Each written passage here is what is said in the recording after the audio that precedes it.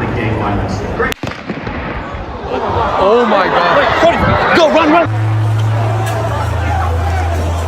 Hey, stop! Stop, folks! Stop! Back up! It began in an instant, a quiet September afternoon on the quad at Utah Valley University, where nearly 3,000 people had gathered beneath a white gazebo to listen to question. To challenge Charlie Kirk, just 31 years old, was there in his element, fielding questions in the sharp confrontational style that had made him famous. The air was tense but familiar. Supporters cheered critics, pressed him hard, and cameras rolled as the sun beat down across the courtyard. Then came the question, do you know how many transgender Americans have been mass shooters over the last 10 years? Kirk leaned back in his chair, repeating the words with a skeptical tone before replying, too many. The crowd shifted, some cheering, others murmuring. The man who asked the question followed quickly. There have been 5 in 10 years. How many mass shootings have there been in that time? Kirk's response was swift, measured in his trademark style, counting, or not counting, gang violence. Shooters over the last 10 years? Too many. Okay.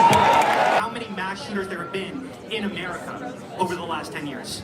Counting or not counting gang violence? And then the shot, one single devastating crack, echoed across the campus, shattering the atmosphere of debate and replacing it with chaos. For a fraction of a second, no one seemed to believe what had happened.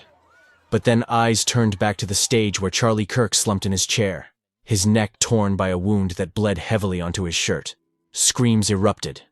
Bodies surged forward and backward at once. A human wave caught between panic and paralysis. Students hit the ground. Some shielded their heads. Others clutched phones to call loved ones. A young reporter from Deseret News, Emma Pitts, later said, I heard a loud shot, a loud bang, and then I saw his body actually in slow motion kind of fall over. We all dropped to the ground. We stayed like that for maybe 30 to 45 seconds, and then everyone got up and started running, but the shooter was already gone. Investigators believe the shot was fired from the roof of the Low-C Center. A building overlooking the quad, witnesses later said they saw a figure in black sprinting across the rooftop, leaping down to the grass and disappearing into the tree line near a road. Authorities would confirm the same, a young man, college-aged, wearing Converse sneakers, sunglasses, and a black long-sleeved shirt, emblazoned with an eagle and an American flag. In the chaos, Kirk was rushed from the stage by his team. Blood trailed across the floor as staff members and students tried desperately to apply pressure, but the wound was catastrophic. Within minutes, the news spread. Charlie Kirk, the man who had once been called the youthful heartbeat of American conservatism, was gone. It was a killing that stunned not only Utah, not only America, but the world. And yet it was also part of a growing and unsettling pattern, because Charlie Kirk was not the first, and he might not be the last. Rewind now back to where it all began. Kirk's story starts not with the gunfire in Orem, but with his rise to prominence more than a decade earlier. As an 18-year-old fresh out of high school in Illinois, Kirk co-founded Turning Point USA. In 2012, the organization's mission was simple on paper, but radical in practice: bring conservative ideals into the heart of liberal college campuses. The strategy was guerrilla, like he staged debates outdoors, sparring with young progressives, often with cameras rolling and titles like "Prove Me Wrong."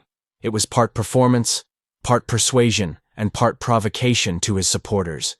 He was brilliant, quick-witted, fearless to his critics. He was divisive, manipulative, and reckless with facts.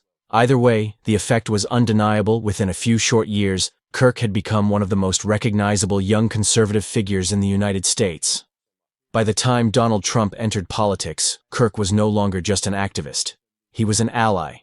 He attended Trump's inauguration, visited the White House often, and was credited with helping rally young voters to the MAGA cause. On his podcast and social media feeds, his topics ranged from faith and family values to climate skepticism and election denial. And it was that edge, that ability to harness controversy, that made him both indispensable and dangerous in America's polarized climate. So when the shot rang out in Utah, people were quick to ask, was this an act of political violence? Was it ideological? Or was it something more personal buried beneath the easy headlines? The investigation, even in the earliest hours, offered clues. On the roof of the Low-C Center, investigators discovered a palm print, forearm impressions, and scattered traces of clothing fibers in the woods nearby. They uncovered something chilling: A Mauser 30-06 bolt-action rifle imported high-powered and wrapped tightly in a towel. Whoever had carried out the shooting had not fired wildly. They had chosen their moment, taken careful aim, and then disappeared into the crowd. Governor Spencer Cox, flanked by the FBI, addressed the state late that night. "We are going to catch this person," he said firmly. "We have been working with our attorneys, getting everything that we need ready so that we can pursue the death penalty." In this case, his words carried weight. Utah is one of 27 states where capital punishment remains legal. The promise of pursuing it underscored the seriousness with which the state viewed this attack for many. Though the investigation was only half the story, the other half unfolded in the reactions, the grief, the anger, the finger-pointing Donald Trump. Now President once again issued a statement on Truth Social. "The great and even legendary Charlie Kirk is dead." No one understood or had the heart of the youth in the United States of America better than Charlie. He was loved and admired by all, especially me. He ordered flags across the country lowered to half-mast, but not everyone mourned online. Scattered voices on the political left made dark jokes, tasteless comments, or even outright celebrations.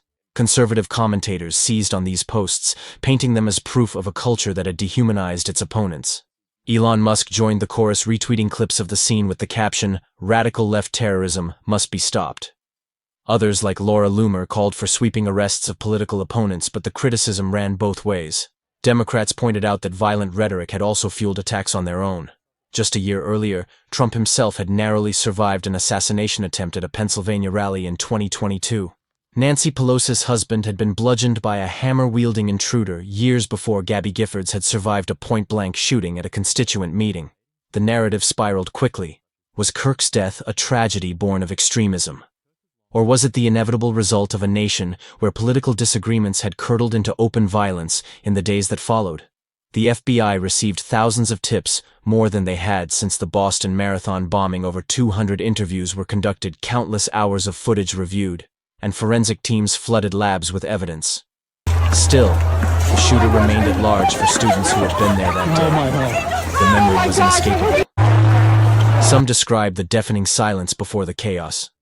Others recalled the stampede of bodies scrambling over benches and bags. Many said they would never again feel safe attending a political event on campus. And yet, even as the investigation pressed forward, the broader questions lingered. Why Charlie Kirk? Was it his alignment with Trump? His provocative campus debates? His relentless criticism of progressive causes? Or was the shooter driven by something quieter, more personal, buried beneath the layers of ideology? No answers came quickly. But one thing was clear. The shooting at Utah Valley University had become a flashpoint in the story of America's growing political violence. Experts at the University of Maryland, who track political attacks, noted that the U.S. had already seen nearly twice as many politically motivated assaults in 2025 as the year before. They warned the country was reaching a dangerous tipping point. Charlie Kirk's death was no longer just an isolated tragedy.